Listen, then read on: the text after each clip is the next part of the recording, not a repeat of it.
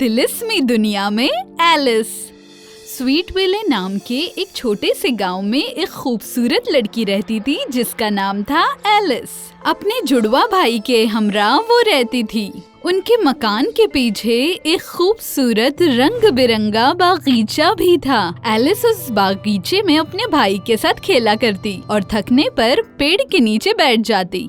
एक रोज जब वो पेड़ के नीचे आराम फरमा रही थी तो एक सफेद खरगोश उसके करीब आ गया। उसे देखकर वो चौंक गई क्योंकि उस खरगोश के बारे में कुछ तो अजीब था। उसने इंसानों की तरह जैकेट पहन रखा था और एक पुराने डायल की घड़ी निकालकर उसने कहा, अरे बाप रे, मुझे देर हो जाएगी।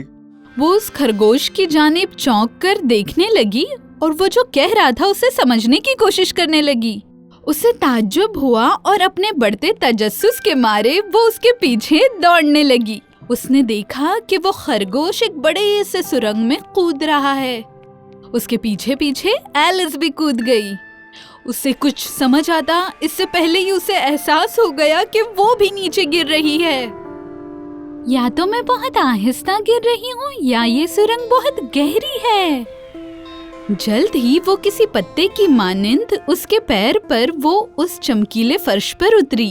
उसने देखा कि उस छोटे से कमरे में 3 खूबसूरत नक्शोनिगारी से सजे दरवाजे हैं। वो सभी अलग अलग बनावट और रंग के थे। पहला दरवाजा सुर्ख रंग का था और एलिस के कद से आधा था। दूसरा दरवाजा सफेद था और एलिस के अंदर दाखिल होने के लायक था। तीसरा दरवाजा सब्ज था और बेहद छोटा था। एलिस ने एक एक दरवाजा जांच लिया लेकिन वो सभी बंद थे।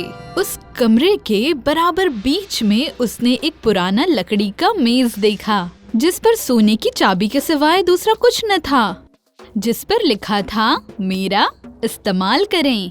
उसकी आंखें खुशी से रोशन हो गई। उसने वो चाबी उठाई और पहले दरवाजे पर उसका इस्तेमाल किया। या तो उस चाबी का सुराख बहुत बड़ा था या तो वो चाबी छोटी थी।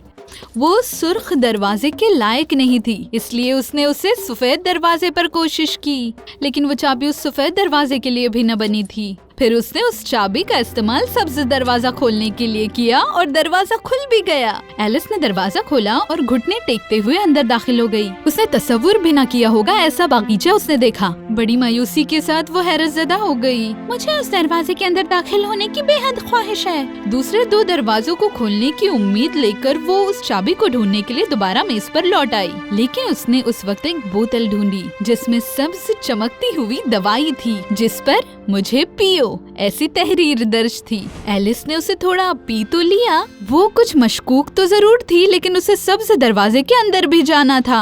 जैसे ही उसने वो दवा पी उसके साथ कुछ अजीब व गरीब होने लगा। उसने देखा कि वो कमरा बड़ा होता जा रहा था और उस वक्त एलिस छोटी होती जा रही थी। ये क्या अजीब एहसास है। अब वो बोतल भी न पकड़ पा रही थी। अब वो सिर्फ कुछ इंच की ही हो गई थी। उसका चेहरा सिर्फ इस ख्याल से ही खिला हुआ था कि वो छोटे दरवाजे से अब खूबसूरत बागीचे में जा सकती थी। वो उस खूबसूरत बागीचे में चली गई। उस जगह चारों ओर बहुत बड़े चॉकलेट्स के पेड़ थे। चारों तरफ टॉफीज और कैंडीज थी और आम दूध की खूबसूरत नदियां बह रही थी। उसने देखा कि मुख्तलिफ दिखने वाले पेड़ सिर्फ पहाड़ों के ऊपर ही थे। अचानक वही सफेद खरगोश एलिस के सामने आ गया और अना भरे लहजे में उसने कहा, अरे ओ पतली लड़की, तुम यहाँ बेहरकत क्यों खड़ी हो? मुझे घर से दस्ताने ला के दो। तुम जानते नहीं मुझे चाय की दावत के लिए देर हो रही है। हाँ जनाब, क्या आप मुझे बता सकते हैं कि आपका मकान किस तरफ है? अरे छोटे मरदूद चूहे, तुम पीछे वाले चॉकलेट के संगे मरमर के रास्ते से जाओ। तुम्हें छोटी पहाड़ी पर गाजर की शक्ल का एक केक दिखेगा, वही मेरी रिहाइश है। अब तुम जाओ। शुश। ध्यान रहे मेरी रिहाइश पर तुम्हें कुछ भी नहीं खाना है वरना तुम्हें भुगतना पड़ेगा। एलिस को उनके बात करने का लहजा कुछ पसंद न आया लेकिन वो काफी परेशान और घबरा गई थी, इसलिए बिना कोई सवाल किए उनके पीछे जाने लगी। उन्होंने गलती से मुझे अपनी नौकरानी समझ लिया क्या? वो सफेद खरगोश के छोटे से मकान में दाखिल हो गई। मेज पर ही उसे दस्तानों का एक जोड़ा दिखा और उसी पर उसे एक खूबसूरत केक भी नजर आया जिस पर लिखा था मुझे खाओ। यम! लेकिन खरगोश ने कुछ भी खाने से मुझे मना किया है। अब मैं क्या करूं? लेकिन केक का छोटा सा टुकड़ा खाने में कोई हर्ज नहीं। उसने तय कर लिया।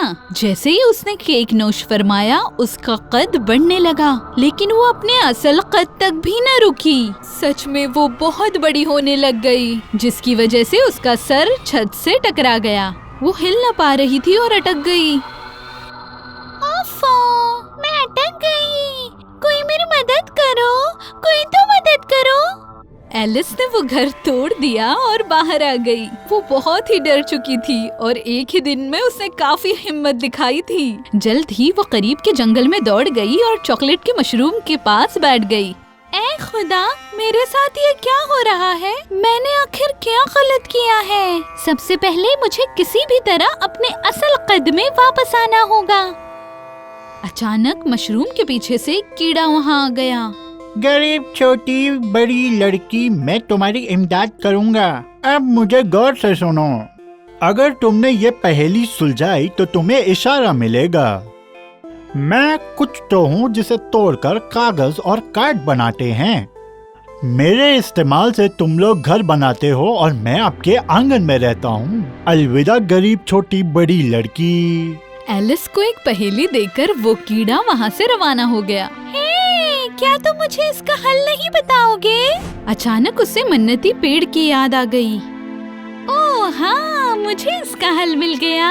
अब वो समझ गई कि उसका हल दरख्त है। वो पहाड़ पर चली गई और उसके सामने खड़ी हो गई। सुनिए अजीम पेड़, मुझे अपने असल कद में लौट आने में और मेरी जिंदगी में वापस लौट जाने में आप मेरी मदद करेंगे क्या?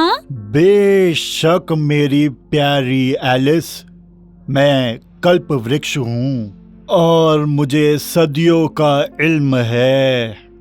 अव्वल तो तुम्हें इस घने जंगल में पागल टोपी वाले और पागल खरगोश को ढूंढना होगा। वो तुम्हें घर जाने के लिए सही सलाह देंगे। तुम्हारी खिदमत में आई हुई चाय बिल्कुल मत पीना, जिसका नतीजा ये होगा कि तुम भी टोपी वाली की तरह और पागल खरगोश की तरह पागल हो जाओगी। अब ये फल खाओ, ये तुम्हें तुम्हारे असल रूप में आने के लिए इमदाद करेगा। आपका बहुत बहुत शुक्रिया पेड़ जी, मैं यकीनन आपके कहे हुए पर अमल करने की कोशिश करूंगी। उस पेड़ का फल खाने के बाद एलिस अपने असल कद में वापस आ गई। अब उसे अपने घर लौट जाने में बहुत देर हो रही थी, इसीलिए वो पागल टोपी वाले को ढूंढने के लिए दोबारा जंगल में चली गई। वहाँ वो एक अजीब उल्लू से मिली। कैसे हैं आप? क्या आप मुझे पागल टोपी वाले को ढूंढने में मदद करेंगे? एक ज़ईफ आलिम उल्लू वहाँ बैठा है, उस जानिब जाओ, तुम्हें वहाँ कुछ इशारे मिलेंगे। मैं जितना ज्यादा सुनता हूँ उतना ही कम बोलता हूँ। रास्ते पे चलती जाओ और अपनी उम्मीद न खोना। पागल टोपी वाले को ढूंढो और उसे चुटकुला सुनाओ, उसे हंसाओ और वो उठने पर तुम्हें मदद करेगा। पागल टोपी वाले को ढूंढने में उसकी इमदाद करके उल्लू वहाँ से उड़ गया। मैं भला पागल टोपी वाले को लतीफा क्यों सुनाऊं? यहाँ सब इतना अजीब क्यों है? जाने दो, जैसे उस ज़ईफ आलिम उल्लू ने मुझे बताया है वैसे ही करना चाहिए। एलिस ने बिल्कुल वैसे ही किया और वो उस घने जंगल के बीचों बीच आ पहुंची। उसने देखा कि पागल टोपी वाला और पागल खरगोश दोनों चाय पी रहे हैं और जोरों से हंस भी रहे हैं। सुनिए जनाब, क्या आप पागल टोपी वाले हैं?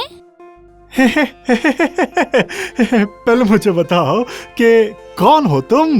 मैं एलिस हूँ और मैं इस तिलिस्मी दुनिया में खो गई हूँ। क्या यहाँ से बाहर निकलने में आप मेरी इमदाद करेंगे? एलिस? एलिस? ओह एलिस, क्यों नहीं, बेशक तुम छोटे बड़े बच्चे हो ना। जो इस पागल रियासत में खो गया है। पहले एक कप चाय तो तस्लीम कर लो मेरी बच्ची। जैसे तुम्हें नजर आ रहा है हम यहाँ पर चाय की दावत कर रहे हैं। आओ आओ, यहाँ आओ, बैठो। नहीं, मैं लड़की हूँ, लड़का नहीं, और मैं इस तिलिस्मी दुनिया में खो गई हूँ, न कि पागल दुनिया में। और यहाँ आप चाय की पार्टी क्यों कर रहे हैं? मुझे आपकी चाय की दावत में कोई दिलचस्पी नहीं है। मैं जहाँ से आई हूँ वहाँ जाने में मेरी इमदाद करेंगे क्या आप? किस जानिब से आ रही हो मेरी बच्ची? और तुम्हारा नाम क्या है? हे तुम, मुझे तुम्हारा नाम पता है। तुम्हारा नाम है नाम है। वैसे तुम्हारा नाम क्या है और मेरी पैंट कहाँ है? मैंने तुमसे वही लाने के लिए कहा था ना। एलिस सोचने लगी। अब मुझे पता चला कि क्यों मन्नती पेड़ इन्हें पागल टोपी वाला और पागल खरगोश कहता था। अचानक उसे उस ज़ईफ उल्लू की नज्म याद आ गई। पागल टोपी वाले को तलाश करो और उसे एक लतीफा सुनाओ। तो सुनिए जनाब, क्या आप एक लतीफा सुनना पसंद करेंगे? हाँ, हम तो बिल्कुल सुनेंगे। सुनाओ ना। एक मर्तबा एक टाई ने एक टोपी से क्या कहा? तुम सर चढ़कर बोलो और मैं गले पड़ जाती हूँ। एलिस का लतीफा सुनते ही दोनों जोरों से हंसने लगे और अचानक अपने पागलपन से जग गए। अब मुझे मेरे घर लौटने में आप मेरी मदद कर सकेंगे? ओ बच्ची, मेरी बदतरतीबी के लिए मुझे माफ करो। हम जो रोजाना ये चाय पी रहे हैं, इसके वजह से हो सकता है मैं तुम्हें तुम्हारे घर भेजने के लिए तुम्हारी जरूर मदद करूंगा। पागल टोपी वाले ने उसे दूसरे सुरंग से एक रास्ता दिखाया और उसके आने वाली जिंदगी के लिए उसे दुआएं दी। एलिस उस सुरंग से निकल गई।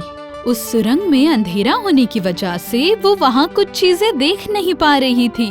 एलिस को उसके कंधे पर एक ठंडे हाथ का एहसास हुआ। वो घबराई और उसने उठकर देखा तो वो उसका छोटा भाई था जो उसे जगा रहा था। एलिस को ये जानकर बहुत राहत मिली कि उसने जो कुछ भी देखा वो सिर्फ एक ख्वाब था। वो अपने भाई के साथ खेलने में मसरूफ हो गई, लेकिन उसे क्या पता था कि पेड़ के पीछे से सफेद खरगोश उसे देख रहा था। खत्म शुद। If you enjoyed this story, please like and subscribe our channel and press the bell icon to get future updates. And don't forget to comment.